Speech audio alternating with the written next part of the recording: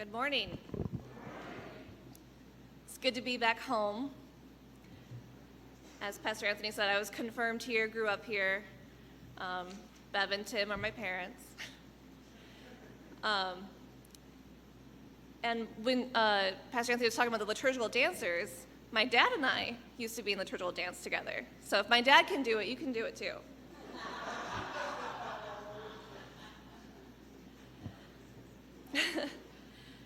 And as he said, I go around to different churches preaching about mental health and mental wellness. Sometimes my sermons are about mental illness, sometimes they're about protecting our mental health, and because that's something that we all need to do. We all have mental health, we all need to do things to protect it and take care of it. So that's kind of what today's is about. It's about boundaries and the importance of boundaries for our mental health. Now, one of my favorite movies is the 2008 romantic comedy, 27 Dresses. It's one of my comfort movies. I think we all have them, movies or TV shows that we can turn to when we're stressed out or worried and need a distraction. So 27 Dresses is a movie I can watch over and over again, and I know it'll bring me comfort every time. It's basically about a woman, Jane, who is learning how to set boundaries, although they don't use that term in the movie. The premise is that Jane has been a bridesmaid in 27 weddings, therefore she has 27 dresses. And at the beginning of the movie, we see her frantically getting ready to be a bridesmaid in 2 different weddings in the same day.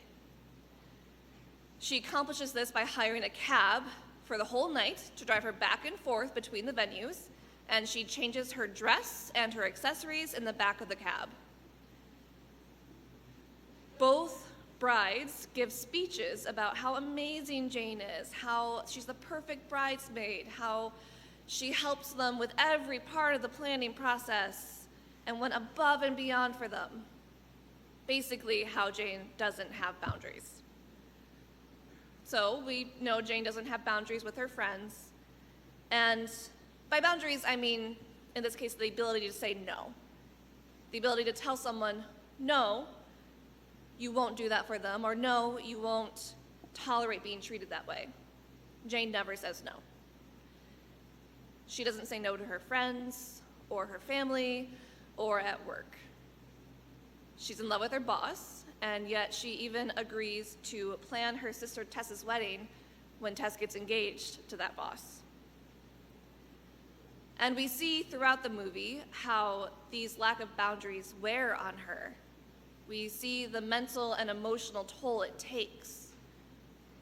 Jane ends up getting in a huge fight with her sister, and at the engagement party, in front of all of their friends, I'm spoiling it, by the way, so sorry. In front of all of their family and friends, she shows a humiliating slideshow that basically shows how everything Tess has told her fiancé is a complete lie. Yikes. I'm sure a lot of you can relate to Jane's inability to say no. This is a common problem, particularly among women, although people of all genders struggle with saying no from time to time. We're raised to be nice, polite, generous, helpful. And in order to be those things, we give and give and give of ourselves until there's nothing left. So tell me if any of this sounds familiar. Sure, boss, I can work late to finish that project.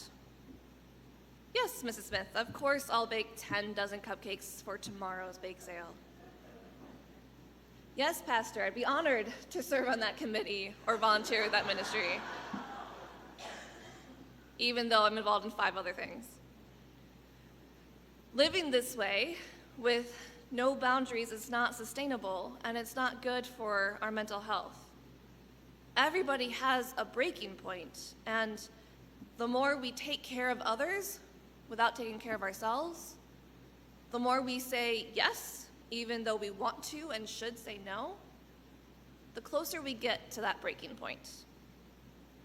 For some people, that breaking point might look like an explosion, where they start lashing out at others in anger and resentment. They burn bridges, cut off relationships. That's what Jane does in 27 Dresses. She explodes. Other people's breaking points might look more like an implosion, where they withdraw into themselves and they stop communicating, stop taking care of their physical needs. It's like a deep depression. Those are extreme examples, of course, and there's a lot of middle ground, but the point is that not setting boundaries has a negative impact on our mental and physical health. You might be able to survive without good boundaries, but you're not going to be able to thrive. Now, before I go much further, I want to talk more about what boundaries are. The term boundaries has gotten quite popular over the past several years, particularly when talking about mental health or self-care, but it's not always used properly. See, there's a difference between boundaries and rules. So rules are about controlling someone else and their behavior, telling them what they can and can't do. Rules are not usually effective in relationships amongst adults because nobody likes being told what to do, and we can't actually control other people's behavior. Boundaries, on the other hand, are about our behavior.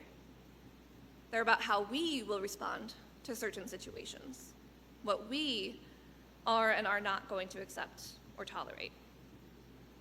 Good boundaries are rooted in love and have a goal of maintaining the relationship. Setting boundaries protects the relationship. So setting boundaries at work helps you prevent burnout and set you up for success in the long term. Setting boundaries with friends and family helps prevent growing resentment and creates an environment where the relationship can grow stronger and healthier. Setting boundaries shows that the relationship is important to you and you're willing to fight for it. I'm mostly talking about boundaries around time, so saying no when you can't or don't want to do something, but that's not the only kind of boundary. You can set boundaries around physical contact, not everybody likes hugs, or around topics of conversation. You don't have to engage in conversations that you know will lead to an argument or that you're not personally comfortable with. There are many other kinds of boundaries, but again, it's about how you will respond to a certain situation, not about controlling or punishing the other person. Why is setting boundaries so hard for so many of us? Saying no should be easy. It's just one word, 2 letters, no. How hard was that? Well, if we're being honest, the church is partly to blame. Many of the lessons we learn in church and that we're taught lead us to believe that setting boundaries isn't Christian. After all, we're told to love our neighbor, serve one another, take up our cross, deny ourselves, bear one another's burdens, put others' needs ahead of our own, turn the other cheek, forgive 77 times, give to the poor and needy. How are we supposed to do all of that while setting boundaries? How can we say no to someone who needs help? Here's the key. We can't do any of that without setting boundaries. We can't serve others the way Jesus calls us to without boundaries. Being a good friend, a good spouse, partner, worker, neighbor, volunteer requires us to know our capacities and our limits and set boundaries around them. We can't do everything. We're only human. We're not God. Well, I say that we're not God, but actually God has boundaries too. If God didn't have boundaries, then God would say yes to all of our prayers, solve all of our problems for us, give us everything we want, but we know that's not how God works. God doesn't swoop in and solve all of our problems for us because God has boundaries. God hears our prayers, and sometimes God says no. Jesus set boundaries around his time and around his miracles, which we see in the passage from Luke.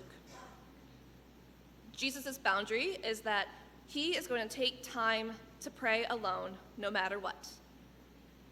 In this story, he tells the man he just healed from leprosy not to tell anybody about what happened. The healed leper does not follow that instruction, and word about Jesus spread faster than ever, and crowds formed around Jesus with people begging to be healed. I recently watched the 1970s cult classic, Jesus Christ Superstar, and now when I read this passage about crowds wanting to be healed, I think about that scene from that movie where hordes of sick people surround Jesus, and he sings, "There's too many of you." He's overwhelmed by the crowd, and they're all reaching for him and grabbing at him. I'm sure Andrew Lloyd Webber and Tim Rice took some creative license with that scene, but we can still imagine the crowds forming around Jesus.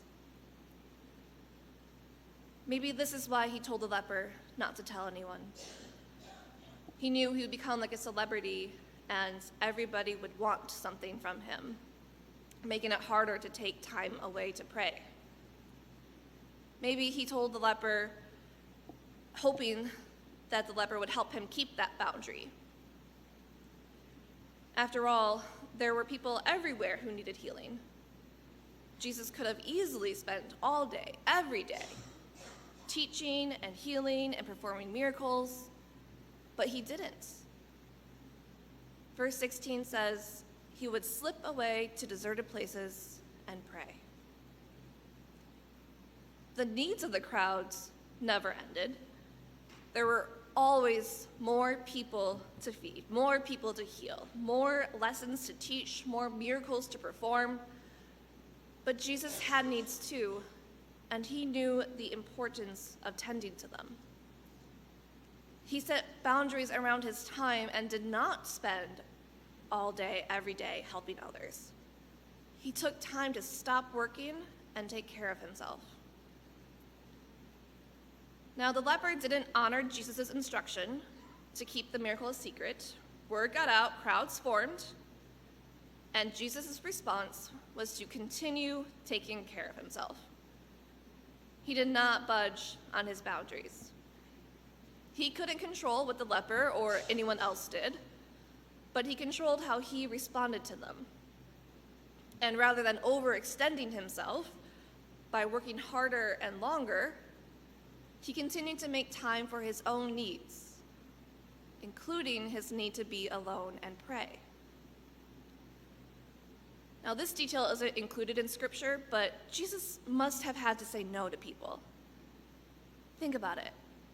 To get away from the crowds, to be alone and pray, he had to say no. No, I can't heal you right now. It's time for me to pray. No, I can't explain the Scriptures to you at the moment. It's time for me to eat supper. No, I can't tell another parable. I have to go pee. No, I need to sleep and rest. No, I need to spend time with my disciples, my friends. No. Jesus didn't help everyone, and you don't have to either. Jesus said no to people. It's okay for you to say no to. It's okay for you to say no at work, to your family, your friends. It's even okay to say no at church. And it's okay for people to say no to you, too. Because that's the thing, boundaries go both ways, right? So I'm talking to you and telling you to set boundaries, but I'm also talking to the person sitting next to you and telling them to set boundaries, too. If we want people to respect our boundaries, we have to respect theirs as well. I was recently talking to a friend who was going through a hard time, and she expressed worry that she had stressed out another friend who was supporting her. She didn't want to be a burden on anyone. And that conversation made me wish that boundaries were more commonplace and accepted and normal. Because if we could just trust everyone to have good boundaries, we wouldn't have to worry about being a burden or stressing them out when we ask for help. Because we would trust them to say no if they needed to. And we wouldn't have to feel guilty for saying no. We wouldn't worry about disappointing the other person or hurting their feelings, because we would know that they would respect our boundaries. Doesn't that sound wonderful? A world where people can just ask for help for what they need without having to worry about overburdening someone, and people can set boundaries and say no without worrying about damaging their relationship. I know that's not the world we live in. I know setting boundaries can be really hard. People do not always respond well when we set boundaries, especially if they're not used to us doing that. They might get mad, they might yell, might criticize you, guilt trip you, accuse you of being selfish, uncaring, ungrateful, unchristian. That's happened to me before. When I was in seminary, at the best seminary at Garrett, my summer job was working for a summer literacy program for children in underserved communities, and the training for staff happened at the beginning of every summer. That training program is designed for extreme extroverts. Like, most extroverts would get exhausted by this training. We started at 7 in the morning and ended at 9 p.m. at night. And then they had optional activities for fun that went until midnight. Every minute of every day was filled with high energy and noise and people. Now, if you remember me growing up, you knew I was an introvert. I'm still an introvert. So this was a hard environment for me to be in. My second year there, I set some boundaries. And I told them to my team and our team leader ahead of time. I'm going to eat breakfast by myself in the dorm room. I'm going to sit in the back of the auditorium. And I'm going to go to sleep as soon as possible. None of those optional activities that go till midnight for me. Everyone was fine with that, or so I thought. That first night, the team leader sent a group text saying that we would have our daily team debrief at 11 p.m. I responded to the text saying I would be in bed. Next day, same thing. She texted the group saying we would debrief at 11 p.m. Clearly, she was not respecting my boundaries. I sent her a message, asked if we could talk, and it took a minute to pin her down, but we finally talked face to face, and I reiterated my boundaries. She yelled at me. She was not happy that I was saying no and not doing what she wanted. I don't remember everything she said, thank goodness. This was several years ago. But in the moment, I did my best to hold it together, stand my ground, and stick to my boundaries. But after that conversation, I went straight to the bathroom, locked myself in the stall, and just sobbed. That was rough. I think she had the power to fire me, she would have, but her boss knew me well and knew my work ethic, and she had my back. I knew that my boundaries were reasonable and that they were necessary for me to do my job well and to protect my mental health. So, yeah, setting boundaries isn't easy. And it's not always going to go well, especially at first. Some people will be disappointed or mad or hurt. But that's the risk we have to take. We have to risk people responding poorly because the alternative of never saying no, of staying quiet when people insult us, of letting people take advantage of our good nature, that alternative is much worse. You can't help anyone if you're exhausted or burned out. Setting boundaries builds your capacity to help others. It builds your capacity to be a good friend, a good partner, a good worker. So take the risk and set the boundary. It'll be worth it in the long run. In 27 Dresses, Jane meets Kevin, who is appalled at her lack of boundaries, and coaches her on how to say no. After Jane reached her breaking point and exploded at her sister in front of everyone, she realizes she needs to start prioritizing her own needs. She throws away all of her bridesmaid dresses, symbolizing that she is no longer defined by being the perfect bridesmaid. She has a heart-to-heart with her sister, in which they both realize that their relationship dynamic is not healthy for either of them. And she quits her job after her boss tells her, "That's what I love about you, Jane. You never say no." And she realizes that she's actually in love with Kevin, the guy who encouraged her to set boundaries. So she rushes off to tell him how she feels, and they live happily ever after with healthy boundaries.